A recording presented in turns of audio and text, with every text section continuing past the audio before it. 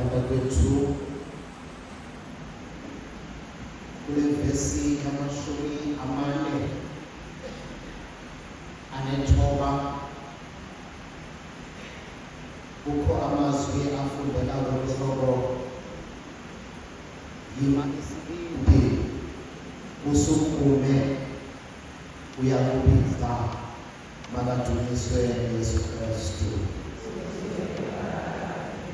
Into yokuqala njena ndicela bagxilisele ulwimi endilusebenzisako ndiphuma le emhlabeni wamabhaca ngoku indlela esikhuluma ngayo uthando lwethu kakancane kodwa sesethembe lona ilizwi elithi alibuyi lilambatha yima isibindi sukuma uyakubiza ngenxa yexesha asisezocula kodwa ke ngenxa yesithwalo samamiya salentulo number 1 emaculweni asekhaya kula vesi yesihlanu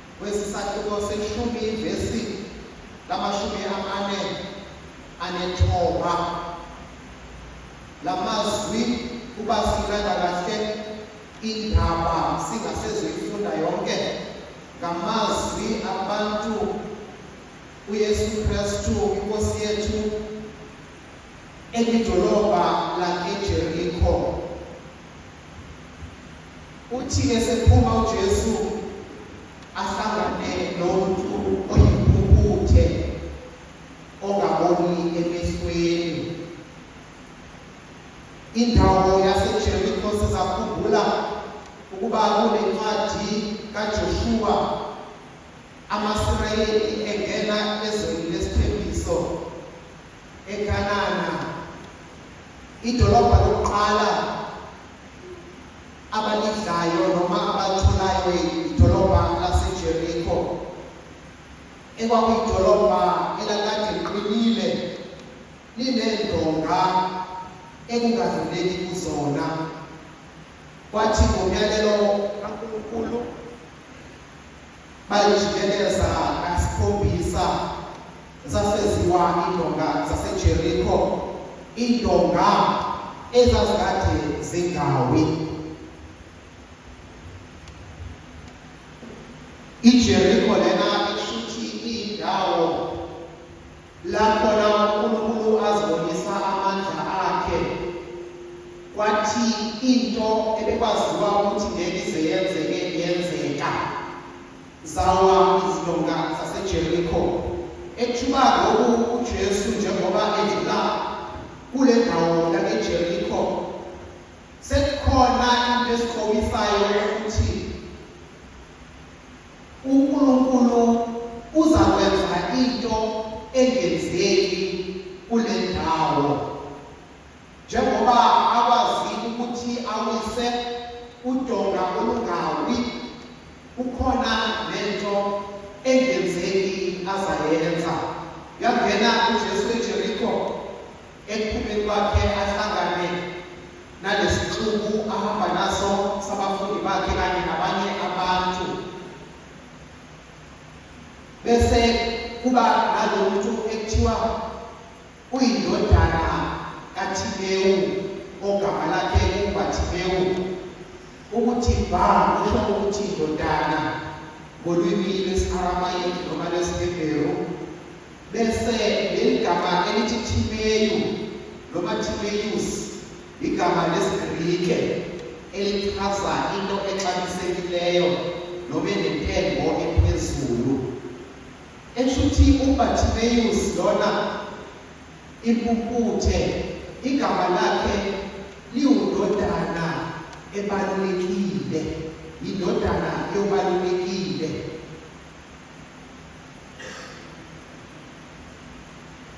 uBhathimeus uyindodana yobalulekile.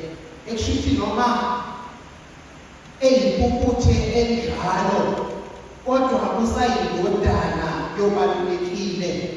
Uthi omnye ubaba lana umuntu akasona isiqi sakhe, kodwa uyilelo gama alinikiwe, uyilelo gama elihle elinsingiselo enhle. uNosipho uNosipho, uAndile. Umuntu akasona isiqi sakhe, umuntu ontshontshayo akalokisela, umuntu ongaziphathanga kahle ngenasimilo akasona naye futhi sifebe. Umuntu onamanga kalonixoki, ngoba likhona ithemba lokuthi noma enaso leso sifi kodwa kuyoze kulunge nakuyena. Nangabe sinanda kwezinye izibhalo le ndaba yale ndoda engaboni uBhathimeus, kuyavela ukuthi akazalwanga engaboni, wazalwa ebona, wafike lahlekelwa ukubona kwakhe ewumntwana. Ukulahlekelwa yinto obunayo.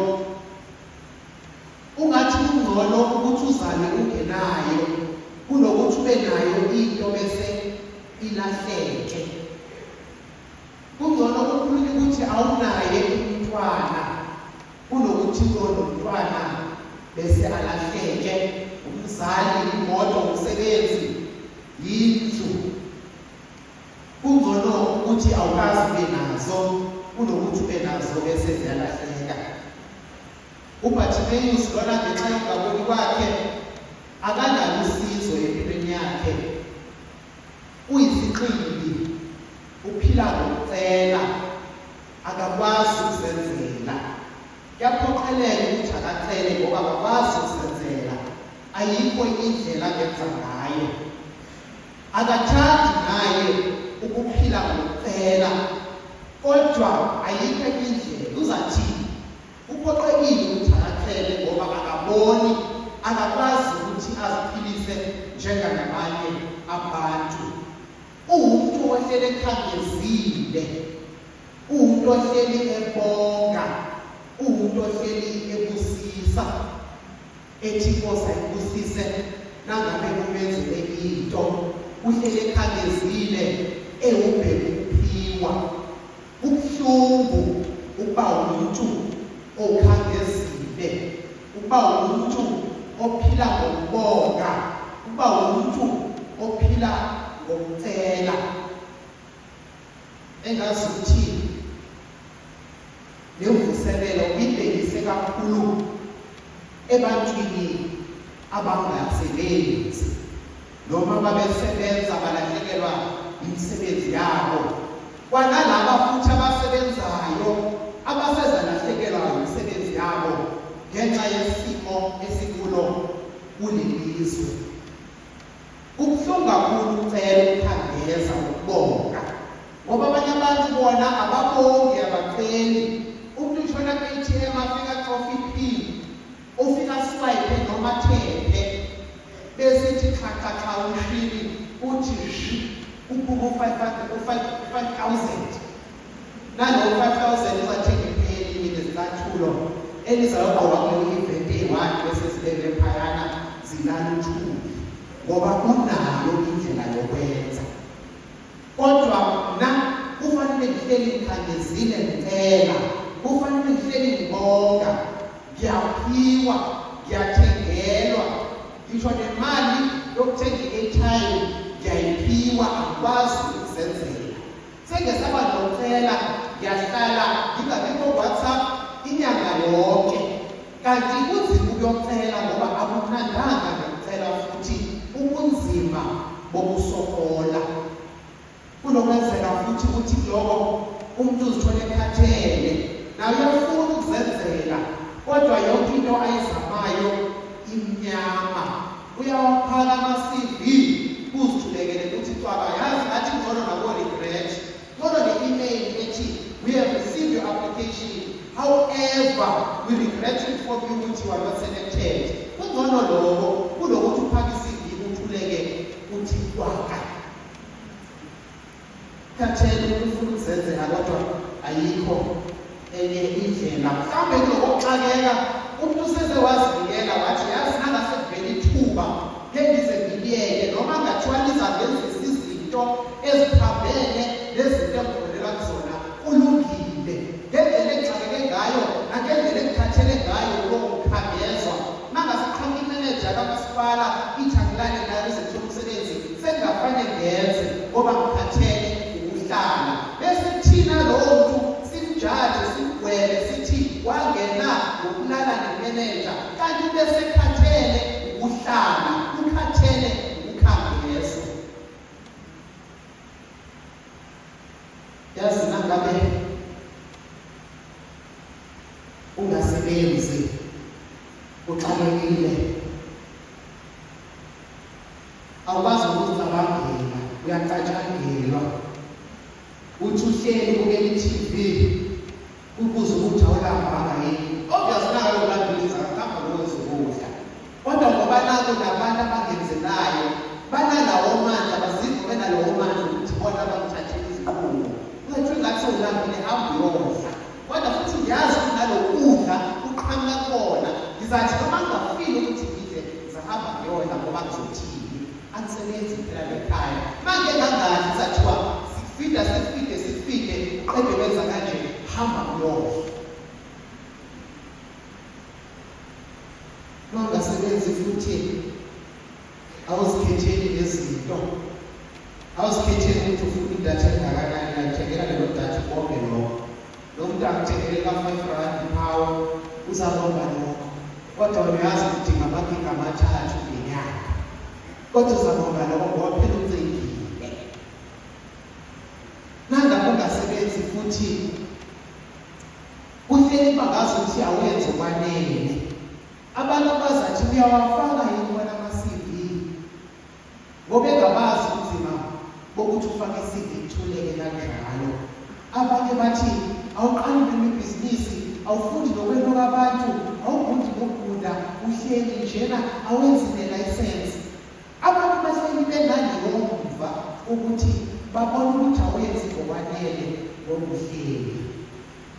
Uthola amagama uthiwe izincibilisha nonesibaba ujika nelanga. Nabekhulisa abafathi molweni njani sinjani sicale ngamalanga.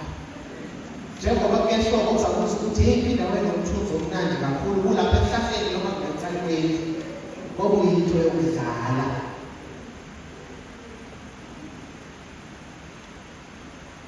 Awukwazi ukubeka umbono futhi ngoba phela awusebenzile.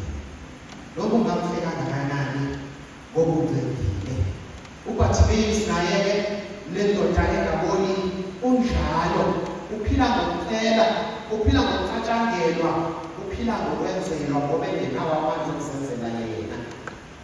Kodwa into kaBartimaeus ilana, uBartimaeus ekungaboni kwakhe wasamukela isimo sakhe ukuthi angiboni, ngiphoqelekile ukuphila ngokucela, ngiphoqelekile ukuphila ngokubonga.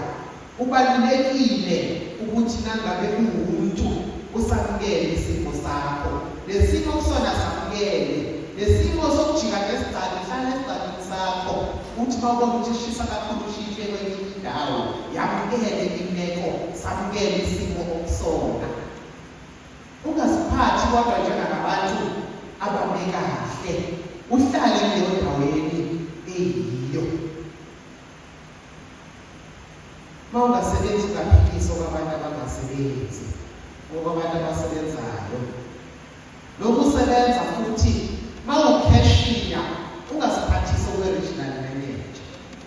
Hlala kuleyo ndawo, samukele isimo sakho, uNkulunkulu azakuse kwesilandelayo. Mawunenhliziyo encane, ungabi nothuko ngoba bazakuyisa amagama besilaka libonke. Samukele isimo sakho. Mangabe umntwana ekhaya ongeyona i-favorite child, ngoba abazali bethu banjalo, banentandokazi zabo, noma zigenza kabi kangakanani kuhleli kukuhle. Thina ngoba sinalutho, thina ngoba sibona ama-favorite children, konke sikwenzayo akukuhle. Samukele isimo, ukhululeke, ube noxolo ngaphakathi. Kule ndawo yabantu abangathandwa, ama-black sheep emindeni, uNkulunkulu udla ngokwabusisa-ke futhi ama-black sheep. Kodwa inkinga yama-black sheep inye, ifuna ukuthenga uthando lomzali. Uzathola ukuthi umuntu goes the extra mile, uyakha kubo, uyarenovate, uthenga amagrosa, uthumela umzali imali. Intandokazi nayo yenzile yokuqala into, uzama ukuthenga uthando. Yamukela nje ukuthi kahle ekhaya abangithandisisi, hlala kuleyo ndawo kuze uNkulunkulu uyakususa kuyona. Ngisho noma ngathiwa uyakhula, yamukele impilo ukuthi ayikho kahle. Ewe zama impilo, khambe kodokotela, wenze zonke izinto ezinyangeni, ube nethemba lokuphila, kodwa samukele ukuthi uyakhula. Nangabe ubheda kuyabheda, samukele isimo sakho ukuthi izinto ziyabheda. Ukuthi ziyabheda izinto akusho ukuthi asuka positive, kodwa xa ubona isimo ukuthi siyabheda bese ube positive. Ngeke uzibe positive ngento negative ekunyanzela ukuthi ube positive. Bakhona abantu aba-positive ngale ndlela ukuthi uze agcine ngasiboni isimo sakhe ukuthi sinjani. Uthi umuntu ezazi ukuthi uhleli phansi akwazi ukwenzalo, kodwa funa ukugxuma njengalabanye abantu. Samukele isimo okusona, kodwa-ke bese ube umuntu ozaba positive. uBartimaeus wazamukela ukuthi akaboni, wasephilisa umuntu ongaboni. Thena-ke esahleli kuleyo ndawo yakho yokucela, bese eve ngomuntu noma eve ngabantu ukuthi nangu uJesu edlula ngendlela. Ethuthi-ke kukhona umuntu nje wayezixoxela lesithubini esho ukuthi nangu uJesu edlula ngendlela. Wayengazi yena ukuthi ngokuxoxa leyo ndaba, mhlawumbe engaxoxeli noBartimaeus babezikhulumela bebodwa, kodwa leyo ndaba yakwazi ukusiza uBartimaeus ukuthi amemeze, acele uJesu ukuthi amhawukele. Ethuthi kubalulekile ukuthi njengabantu singabantu abahleli bekhuluma kahle, bekhuluma indaba ezinhle, bekhuluma izinto ezinhle, ngoba leyo nto enhle oyikhulumayo uyazi ukuthi ingasiza bani. Ake ukuthi ungena nje etekisini ubulise ivilo kuthi hayi yaze lahlupha lezulu ngale mvula. By the way, yazi yaqashwa emsebenzini ebantwini ongabazi ngeke ize inyiphe isalari yakho ngokuthi usho ukuthi uyaqashwa emsebenzini.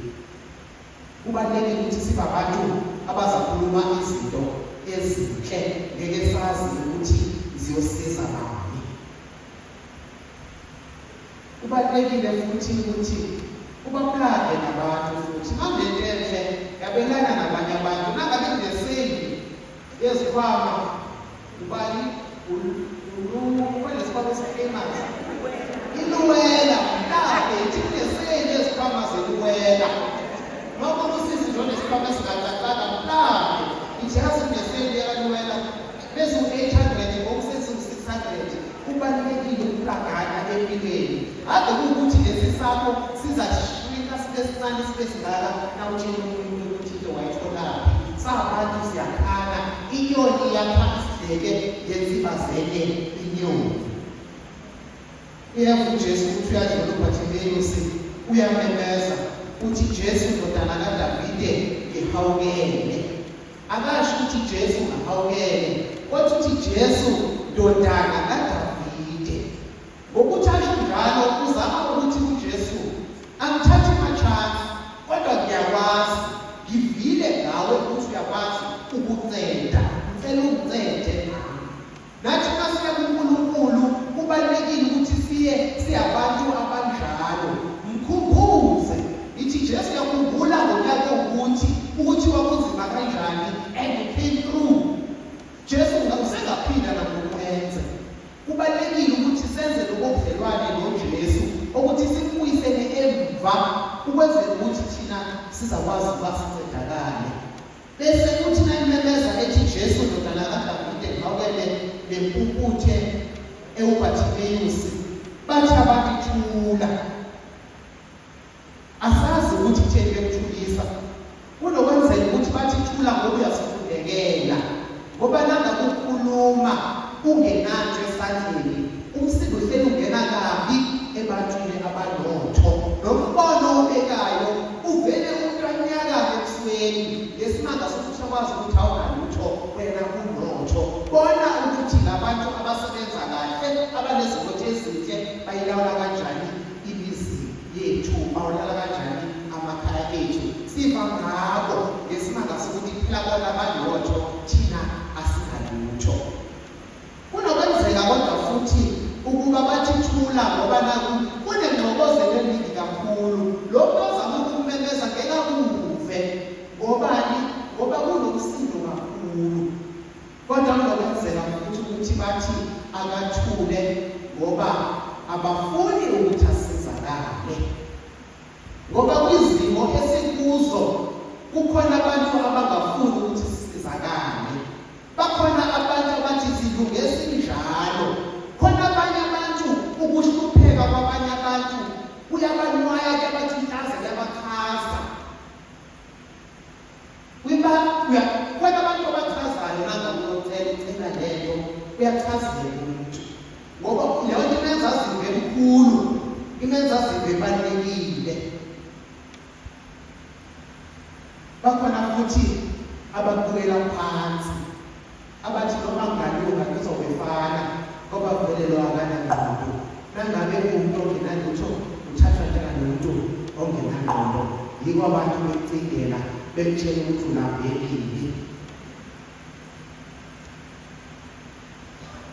Njengoba bethi uBhathimiyeyu sakathule ila imemeza khona kakhulu. Ethi uBhathimiyeyu kwakhona uyindoda enenkani kodwa uyindoda enenkani enhle yokwakha. Inkani enhle yona eyamisa amakhaya ethu. Obaba bethu abaningi bethu banenhlanhla abanobaba abaright kodwa abaningi bethu obaba benzi kahle kodwa omama bethu bahleli bakhombela khona ngesimanga senkani ukuthi indoda noma yayibhilithe njani isawuli njani ungena umntwana after mntwana emthwala ngaphandle yathandana yazathandana ngisho nasisi osebenza endlini yamkhulelisa kodwa uhleli uma wethu ngesimanga senkani enhle ukuthi ufuna ukuhlala ngakhe lo mzi. Inkani enhle ibalulekile. uJesu uyambiza nasevile memeza uthi ngizeni neze, bese kuzothi labantu akade bethi thula sekuyibona futhi abathi malesibindi usukume uyambiza. Sebezenza ngoba nakusekwenzeka kahle sesilunga izinto kuBartimaeus sebeyaqala bayazisondeza. Bakhona abantu abanjalo abazasondeza kuthina uNkulunkulu mayiselungisa indaba yethu eyonakele. Benza ungathi babehleli benjalo, babehleli bekhona, benza ungathi ngasikhathi sisokola bebehleli besixhasa, kanti kade behlelisa ngathi ukuthi thina besikade sengazi. Kodwa uBartimaeus nasekuthiwa ima yesibili sukuma, uyakubiza, uyasukuma, uqonda ngqo uJesu. Akathanga naqala esukuma wathi benithathule nini, kunjani manje? Niyakhumbula ukuthi bengihleka, niyakhumbula ukuthi bengixhaphaza. Uyasukuma, uqonda ngqo uJesu. uBartimaeus ngazi ukuthi yonke le nhlupheko eyenzekile, konke lokuxhaphazeka engixhaphazekile, konke lokwethuka engikwethukiwe, zonke lezi zinto kade bengihleba ngazo asenandaba ngoku, sengizibeka ngasemva ngoba sengibiziwe ukuthi adize. uNkulunkulu useze wawuva umthandazo wami. Ifocus kaBartimaeus ngoku eyokuthi aphiliswe. Ekuthi kahle kahle lana ebunzimeni bethu nakwizimo esikuzo, uNkulunkulu sezasivelela, izinto sezalunga. Asazi uba nini kodwa izinto ukulunga sezalunga. Noma kuyiphi imeko kubukho ubunzima esibhekene nazo, kodwa kusalayo ngenye imini uzagcina kulungile.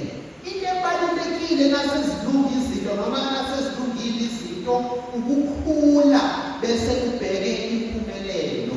Ukuthi babekhuluma ngawe bayeke, ukuthi babehlekisa ngawe bayeke, ukuthi babekuxhaphaza, bekuthethisa, bekusebenzisa, bekukisa ngawe, bekulahlisa ithemba bayeke. Into eseyibalulekile ngoku ukuthi sekuze kwalunga. Nasekulungile-ke konke okunye obekade kwenzekile akusale ngasemva, ubhekane nokuthi wena ulungise izinto, ukhule njengomuntu, uphumelele. Ngoba kukhona abantu emsebenzini, umuntu usebenza kahle, ufika early, wenza zonke izinto kahle, kodwa ama-promotion ayameqa. Ingenxa yenhliziyo ukuthi ufuna i-promotion ngoba efuna ukugcwalisela abantu, akafuni i-promotion ngoba nakefuna ukukhula. Ingxaki lethu ilayo ukuthi sifuna izinto zilunge ukwenzela ukuthi sizababonisa laba kade besithatha kancane ukuthi sesikwephi indawo. Izibusiso zalula kanjalo ngesimanga sokuthi hayi ngoba ngifuna ukuzikhulisa mna, kodwa ngifuna ukubagcwalisela. Impilo imile, anikhuli ndawonye, ingenxa yokuthi hayi ngoba ngifuna ukuzikhulisa, kodwa ngifuna ukubabonisa kahle, ngifuna ukubagcwalisela.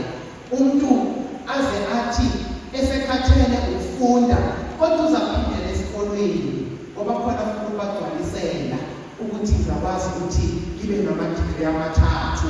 Nale ayifundayo ayingakusebenzi, kodwa ingenxa yokuthi uyothatha into ephezulu, uyothatha into ekude nayo, ngenxa yokuthi uyasokola nomthethweni uyasaphumela, kodwa uyaqhubeka.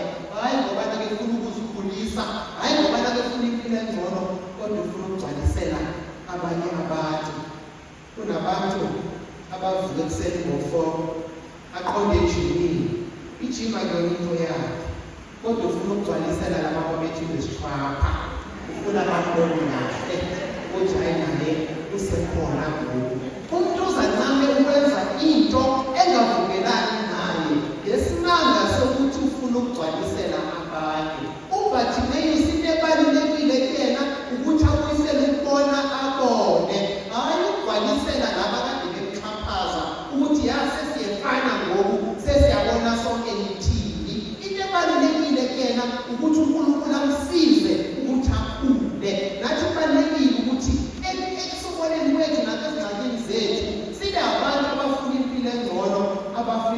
ukukhula hayi ugcwalisela abanye abantu. uThixo uyamkhipha umuntu kuyo yonke imeko akuyo, ambhekise phambili. Uyamsiza umuntu ukuthi abe isibindi, asukume bese ayambiza. Kodwa-ke umuntu owuBhathimeyusi kuleyo ndawo okuyo, umuntu ophila ngokucela noma umuntu ophansi abakunyathela enhloko beze yonke into lena. Ukuba uBhathimeyusi akumnandanga, ukusawela kumnandanga, kodwa khona abantu abayithandayo leyo nto yokusokola. Khona abantu impilo yabo e-abnormal, kodwa uyakuthanda lokho abnormal bakhe. Noma sekufika into ezamsusa nayo akayifuni, ngoba ubu-abnormal lokhu sekuyi-comfort zone. Umuntu uyathanda igama abizwa ngalo elibi ngoba sekuyi-comfort zone yakhe. Kubalulekile ukuthi imeko okuyona uyazi ukuthi akuyona imeko enhle, kodwa iyinto odinga ukuthi uphume kuyona. Bese bekhona abanye futhi oBhathimeyusi ekumnandi ukuba habo ngoba bayazi ukuthi bayenzelwa, bayakhangezwa. Kumnandi lokho, akafuni ukusuka kuleyo meko. Kumnandi ukuthi abe yi-parasite, kumnandi ukuthi abe yimfuthi ngesizulu, impungulu. Kumnandi ukuba impungulu, ukuphila negazi labanye abantu. Nawe uNkulunkulu uyafika umnika umsebenzi ophansi kwakhe, umnika umsebenzi e-engineer, umuntu equalified, mhlawumbe esezinayo ne-masters, uvele umsebenzi kaphesheya akazi uthatha. Hayi ngoba nako ebukela phansi, kodwa sekumnandi kuhleli ngaso sonke isikhathi ekhangezile. Kumnandi ukuhlala ngingenzi into, kumnandi ukuhlala ngikhangezile ngoba yiphi into engiyenzayo. Into engiyenzayo ngangibhekela abanye abantu. Nase ngibona nje ukuthi i-pocket money akamnikanga kule nyanga, hayi mina ngathi ngiyasokola futhi ngcono ngizibulale. So uyakubona umuntu usendashela ka-Clicks uyothenga amaPanadol, kuyabonakala kuyaphinika wonke umuntu endlini ngoba nakho ukuthi uzazibulala ngoba sekumnandi uhleli ekhangeza, akafuni kwenza nto. uBhathimeyusi nakuthiwa yima isibindi, sukuma, uyamubiza, uyasukuma, uqonda uyofuna usizo. Mase sisizakele futhi udumisa uNkulunkulu, nathi nasisizakele ake sidumise uNkulunkulu, sike sikhohlwe ukuthi sigcwalisele abanye abantu.